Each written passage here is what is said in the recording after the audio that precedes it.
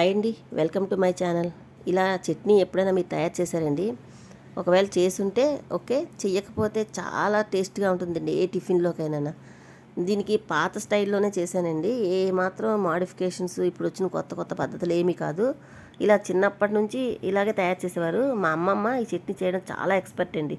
ఒక 2 స్పూన్లు 3 స్పూన్లు ఆయిల్ వేసుకొని ఒక అర స్పూను ధనియాలు, పావు స్పూన్ జీలకర్ర, 4 ఎండుమిర్చి, పెద్ద ఉల్లిపాయలు 2 అండి, అలా చీలికలుగా చేసుకొని చక్కగా వేయించుకోవాలి. ఇది చట్నీ మా అమ్మమ్మ చేసేటప్పుడు తినేదాన్నండి నేను. నాకు చాలా ఇష్టం. నాకే కాదు చాలామందికి నచ్చుతుందండి ఈ ఉల్లి చట్నీ. దాంట్లో మనం ఎండుమిర్చి వేగిపోయి ముందు తీసేసుకుంటే ఇవన్నీ వేగిపోయి మాడిపోతాయి అన్నమాట. మాడకుండా ఉంటాయి. ముందు తీసి పక్కన ఉంచేసుకుందాం. ఇవి చక్కగా ఉల్లిపాయలని మంటను తక్కువలో పెట్టుకొని, మంట అంటే తక్కువలో కూడా కాదు, మీడియం టు సిమ్లో పెట్టుకొని చక్కగా వేయించుకోవాలండి చక్కగాన. ఇప్పుడు ఇలాగా ఆయిల్లోని ధనియాలు జీలకర్రతో పాటు ఇలా ఉల్లిపాయలు వేయించుకొని మనం గోల్డెన్ బ్రౌన్లోకి రావాలి. అలానే ఎక్కువ వేగితే మాడిపోతుంది, చూసుకొని కరెక్ట్గా వేయించుకోండి. చక్కగా వేగిపోతాయి. ఉప్పు కూడా వేయొద్దండి, ఉప్పు పసుపు ఏం వేయొద్దు. ఉల్లిపాయ వేగింది మనకి సరిగ్గా కనిపించదు. ఉప్పు వేసేస్తే తొందరగా మగ్గిపోతాయి అంటారు కదా, ఉడికిపోతాయండి, వేగవు. అందుకు ఉప్పు వేయొద్దు. అలాగే పసుపు వేస్తే వేగు మనకి కనిపించదు అన్నమాట. అందుకు ఉప్పు పసుపు వేయకుండా చక్కగా వేయించుకుందాం. మా అమ్మమ్మ చేసేవారు, చిన్నతనంలోనే చనిపోయారు మాకు చిన్నప్పుడే. కానీ అదే టేస్ట్ మా అత్తయ్యలు చేసినప్పుడు కూడా సేమ్ అదే టేస్ట్ అండి, చాలా బాగుండేది. ఇంకా మా అమ్మ కన్నా మా అత్తయ్యలే ఈ ఉల్లి చట్నీ చాలా బాగా చేసేవారండి. సెలవులకు వెళ్ళేటప్పుడు సమ్మర్ హాలిడేస్కి వెళ్ళేటప్పుడు మా అత్తయ్యలు చేసే ఈ చట్నీ అన్న మా అమ్మమ్మ గుర్తొచ్చేవారు. మా చిన్నతనంలోనే ఆవిడ చనిపోయారు. ఆవిడ కోడళ్ళగా వాళ్ళకి అదే అలవాటయ్యింది. సేమ్ అదే ప్రాసెస్లో చేసేవారు. చాలా బాగుంటుంది. ఇడ్లీకైనా కుడుముకైనా దేనికైనా. ఇలా మొత్తం ఉల్లిపాయలన్నీ వేగిపోయిన తర్వాత పసుపు వేసుకోవాలి. అప్పుడు స్టవ్ ఆపేసుకొని ఆ ఎండుమిర్చి, చిన్నది చింతపండు, ఒక్క వెల్లుల్లిపాయ చాలండి, ఒక్క రెబ్బ చాలు అంతే, పొట్టు వలిచింది వేసుకొని అవన్నీ చల్లారిపోయిన తర్వాత మనం మిక్సీ పట్టేసుకుందాం. చూశారు కదా, చాలా భలే టేస్ట్గా ఉంటుందండి.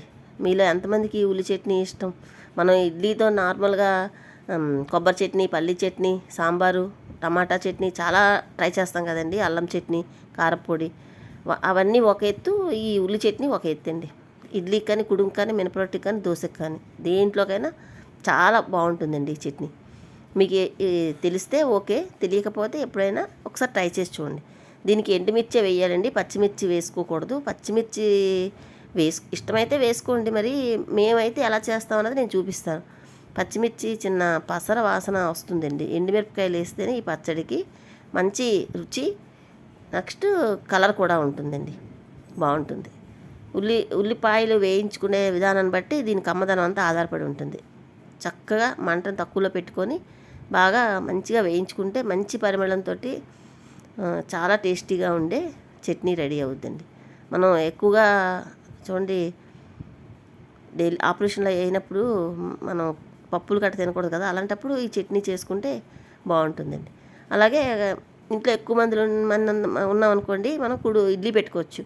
ఉన్నది ఒకలో ఇద్దరు అనుకుంటే ప్లేట్కి ఇలా ఆయిల్లో నెయ్యి రాసుకొని ఇడ్లీ రుబ్బాల పెట్టి స్టాండ్ పెట్టుకొని కుడుము పెట్టేసుకోవచ్చండి. ఇడ్లీకి కుడుముకి తేడా ఏంటి అనుకుంటున్నారేమో, ఇడ్లీ కన్నా కుడుము రుచి బాగుంటుందండి. ఇడ్లీ కొంచెం చప్పదనం ఉంటుంది, కుడుము కమ్మగా ఉంటుంది. కమ్మదనంలో రెండింటికి డిఫరెన్స్ ఉంది. ఇడ్లీ కన్నా కుడుము కమ్మగా ఉంటుందండి. అందుకే పిల్లలకి కూడా మోస్ట్లీ చిన్నప్పుడు పిల్లలకి కుడుమే పెడతాం ఇడ్లీ కన్నా. కుడుము కన్నా ఇడ్లీ మెత్తగా రుచిగా ఉంటుంది. రుచి మరి ఎందుకు ఉంటుందంటే దీనికి ఆవిరితో అది ఇది ఒకటే, కానీ ఎందుకో మరి ఇడ్లీ కన్నా కుడుము మాత్రం రుచిగా ఉంటుందండి. మరి ఎందుకు అలా రుచిగా ఉంటుందో మీకు ఎవరికైనా తెలిస్తే కామెంట్ చేస్తారా? అదే ఇంకా ఉల్లి చట్నీ తర్వాత ఈ కుడుముతోటి ఇలాగా మనం సర్వ్ చేసుకుంటే చాలా బాగుంటుందండి. పైగా ఇప్పుడు ఈ ప్లేట్ అంటే కూడా నాకు ఒక స్వీట్ మెమరీ అని చెప్పొచ్చండి.